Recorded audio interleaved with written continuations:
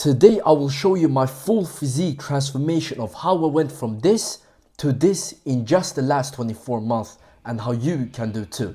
I'm going to share all the lessons I learned in these 2 years with you guys. Because unlike most people who are training, I completely changed my diet and training multiple times.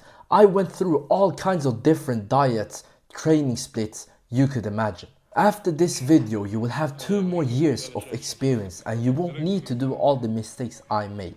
So let's begin. The first mistake I did was I was doing my sets with some heavy ass weights.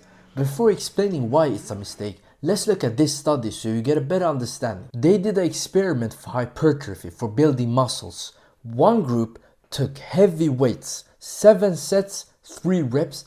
Another group took moderate weights, 3 sets, 10 reps, training with intensity, and the result was both heavy and moderate weight was able to build about the same amount of muscle mass in that 8-week time frame.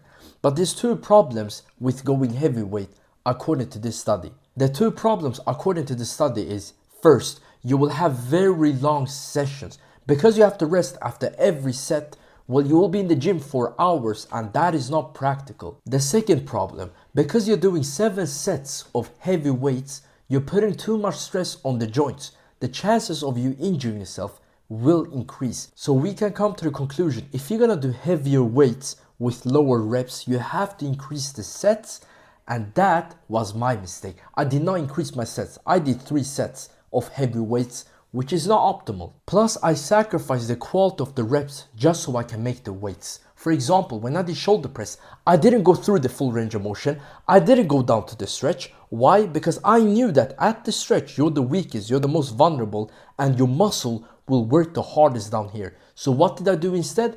Well, I stopped here, right? Because I wanted to make the weights. My ego got in the way. Plus, when I did the reps, I didn't control the weights. I started to use momentum because why? I let my ego get in the way. I wanted to pick some heavier weights, which means I sacrificed the stimuli, right? So I used to do like this, like bam. This shit right here is not stimulating the muscle. And because I want to pick some heavier weights, I didn't care and I didn't grow. The first lesson of the mistake is drop your ego and do 8 to 12 reps. The second lesson of the mistake is it's not worth going heavier weights. Why? Because you have to increase the sets, which means that you will be in the gym for too long and the risk of injury will be increased. So it's not worth doing it. It's not practical. The second mistake was in the diet apartment. When I started to work out, I weighed 187 pounds as a 5'8" dude. I was overweight, so something had to change. So the plan was lose weight and build muscles at the same time. So the method I used was eat as before, but now your training, so your calorie expenditure is going up, which means that you have a margin of calorie deficit. This method worked, but it was too slow, so something had to change. I had to find a new way. So the next method I used was the old classic, count your calories and be in a 500 calorie deficit and you're good to go. It was too hard. I didn't like it. It was hard. It felt like I was starving myself, so something had to change. So I did more research and then I found out about intermediate fasting, where you're not eating anything for the first few hours. So what did I do? I did intermediate fasting with counting calories. This was a lot better, but still there had to be a better way to lose weight. So I did my research and I found a doctor on YouTube who's called Anthony Caffey. He talks about carnivore diet, so that is what I tried out. The thing about carnivore diet, it feels too restrictive and I didn't want to feel that way. So I included cheese and milk in my diet and I went from 170 pounds to 161 pounds. Let me show you the graph. With the weight scale I'm using, you can download an app and it tracks your weight for you, right? And as you can see, the average in April was 170 pounds.